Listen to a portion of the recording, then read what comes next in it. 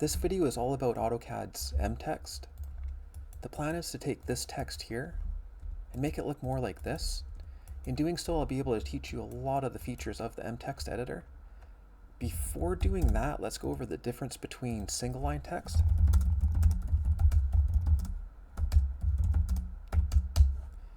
and multi-line text, MText.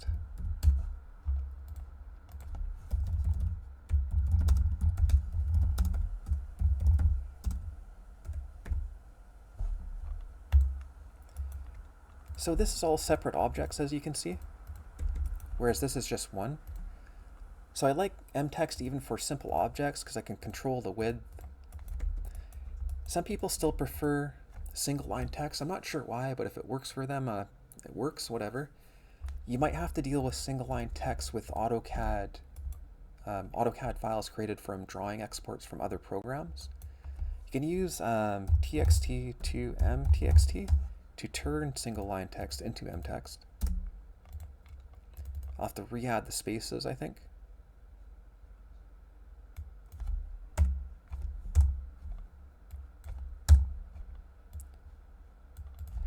And if I wanted, I could explode it and turn it back into single line text.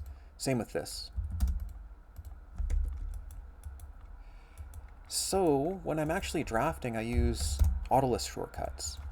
T1 is my small text, T2 is medium, and the sizes increase from there. T5 though is my revision text, just how it evolved. T6 ends up being title text, get the point. But yeah, I like those shortcuts because they put my text on whatever layer I specify, so that saves me some time. But yeah, even if it's just one single line of text, I still use MText, just so all the objects are the same and predictable when you go to edit them. So we're going to get into this really quickly, but first I just want to show you the setting. If you don't have this toolbar visible, don't worry, you might not even need it turned on for this lesson. But if you go to this thing right here, editor settings, you can turn the toolbar off. When you click in MText, you go into if you have your ribbon on, there'll be a contextual tab for the text editor. To turn that toolbar on, it's just right there. We'll do that one more time. I'll turn it off from here. Oh, since I have the toolbar open, I actually can't use that. I didn't know that. Normally I have this turned off, but for this tutorial, I think I'll leave it on.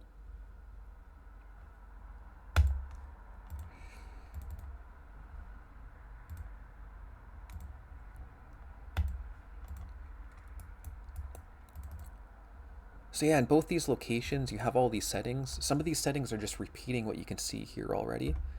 Some of them, like the background mask, I think you have to go into here to grab it. You can see that the ruler background and stuff, you can turn that off and on. I'll leave it to you to explore those settings. You can also use your properties. And one property that I'm having trouble finding in the editor is the text frame. Might be hiding there somewhere. I can't see it right now, and I'm not going to bother looking. But yeah, for stuff like that, and even the background mask, I just use the properties. But yeah, do make note of what you can see here, because a lot of the stuff is useful. Okay, let's finally get started. So I'm going to double click inside here. I'm going to highlight this. I'm going to change the alignment. I'm going to change the size. I can actually change the character case, I believe. There is a button for that right there. Let's make this a little bit bigger. If I go into paragraph, I can even put paragraph spacing. I can't go higher than 4, I don't think, for whatever reason. But there's kind of a trick. If I go like that, I can just change this text size and get the space that I want. So I might actually turn that off. Maybe increase that just a little bit. Okay, I'm going to shrink this text just a little bit. change the color if we want. We can indent it. Here's the first line indent.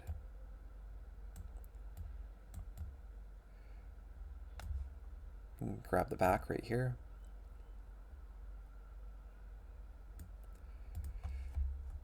Let enter. I could put paragraph spacing again, but I won't. There is also, let's see, line spacing. But I don't want to do that right now. I am changing alignment, but keep in mind that when you're outside the object, there's alignment. It says top left, right? That'll affect, in this case, both the text if the alignment's not overridden and the insertion point of the text. But if you go into the text, the alignment works a little bit differently. Whatever you have selected, the alignment will affect that and only that. If I don't have anything selected,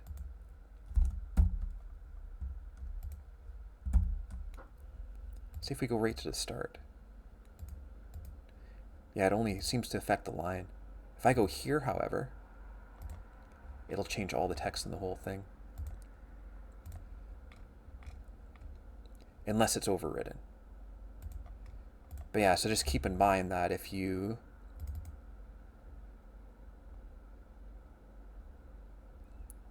change this, it'll change the insert point and change all the text unless the alignment is overridden.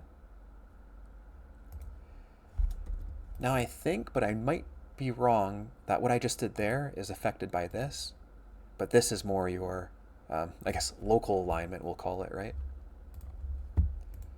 Okay, let's grab this. Let's change this. Actually, let's change this font to black. Let's change this to semi-bold. Make it slightly larger. I think I have an extra space right there. There we go.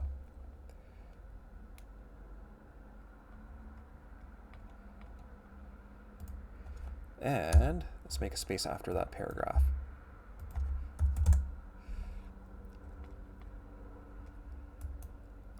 So let's select some text right here. We're going to go match and then select all this.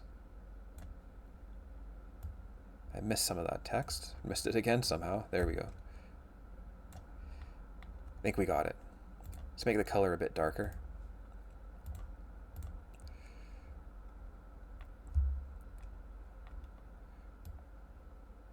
So it matched the text properties, but I guess it didn't match the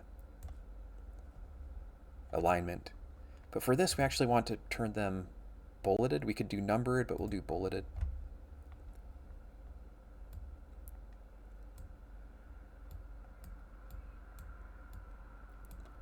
You can set these from inside the properties as well. The left indent, first line hanging, right indent, the tab. So if I want to modify this, I could go like that. Modify, it'll change it, or I can add one.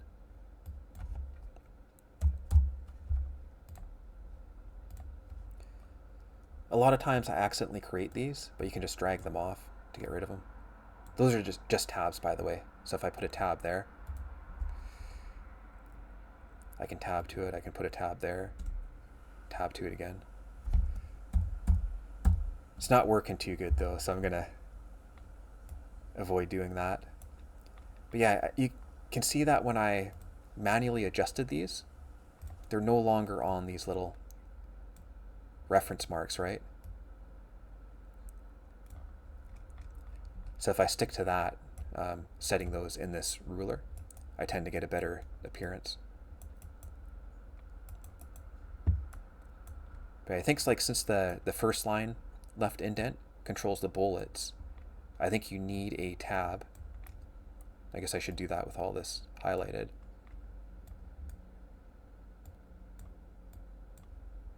You need a tab if you want to do a first line indent.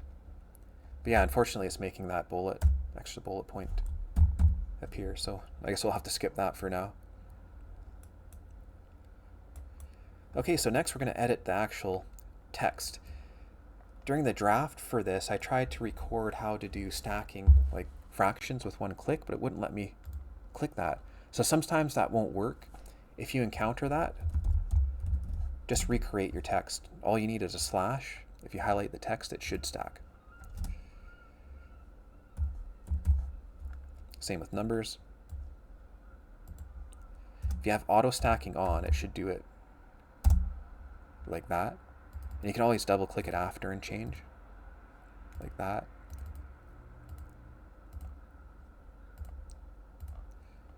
You can unstack. Actually by right clicking, I think, or clicking on this little icon that appears. Unstack, there we go. Okay, superscript and subscript. That's pretty easy, just click here. Click there.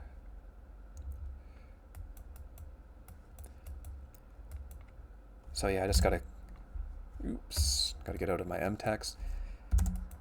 Cross off everything we've done. We've done matching.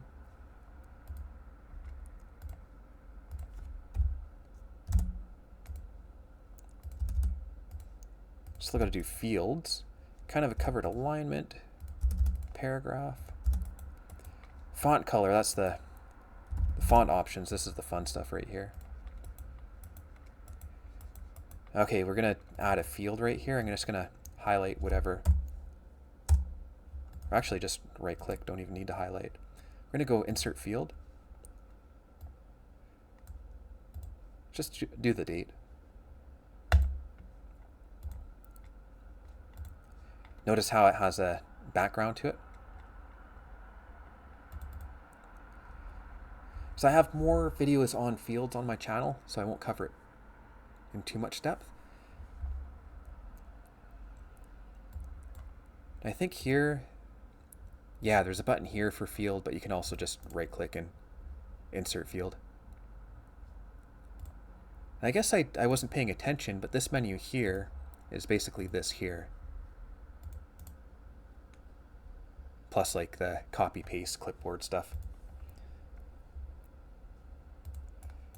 Okay, so the field's covered.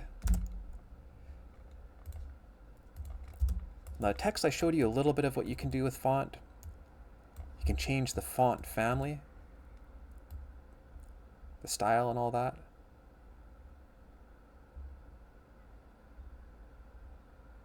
I want to pick one that's really different just to really show you guys. You can change the color, of course. And this is quite advanced because a lot of modern programs don't even allow this.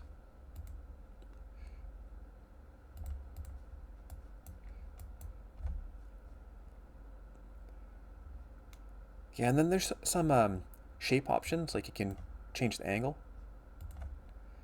But just be warned that sometimes when you change some of these options, it won't print right.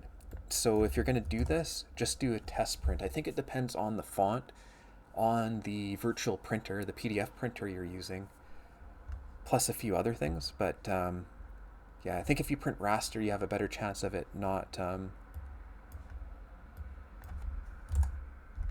screwing up on you. And when I say screwing up, it's going to revert to just the default font, width, angle, all that, right?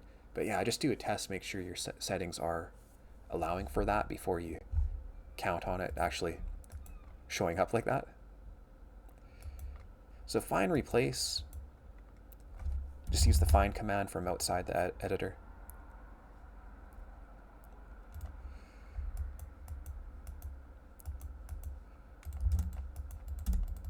Maybe I can demo that.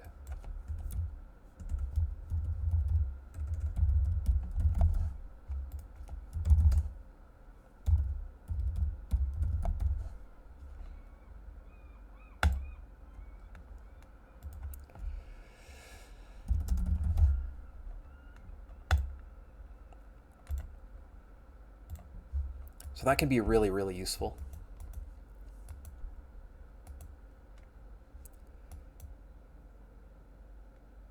Okay, what do I got to show you? Let's see, find replace, MText column. So we'll just go in here. I should note that by default, columns are turned on. I disable them. I really don't like them. It's a neat feature, but yeah, I just don't use it, don't like it. So that's covered. Almost done here. I just want to show you how to add a background mask and a text frame. So you can do it from within here. The options, of course. Still don't see that text frame anywhere. Me, I'm just used to adding these features from over here, the properties window. So do the mask first. You can use the drawing background color, which is going to be white. Here, we'll set that to 6. That'll be a pretty thick border.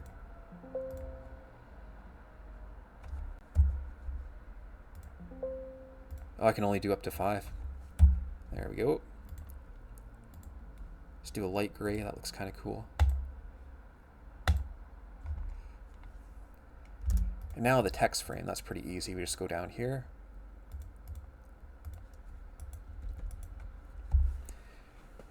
Okay, so we're pretty much done.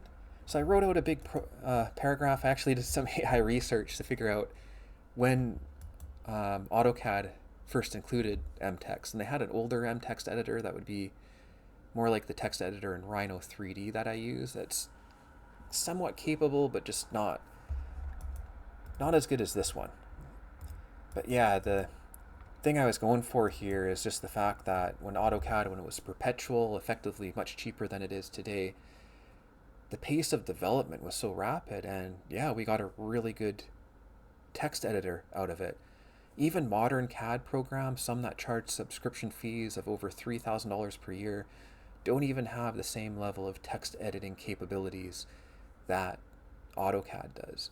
Things like the superscript and subscript is faster than even MS Word, like a dedicated text editor. So I found that impressive. But yeah, that's kind of what I wanted to end this video off by. And I just want to say you're probably not going to use most of these features, but just knowing what you can do with multi-line text and making it look really cool and formatting, the capabilities do exist. So yeah, I'll finish off by saying thanks very much for watching, and I hope you found this helpful.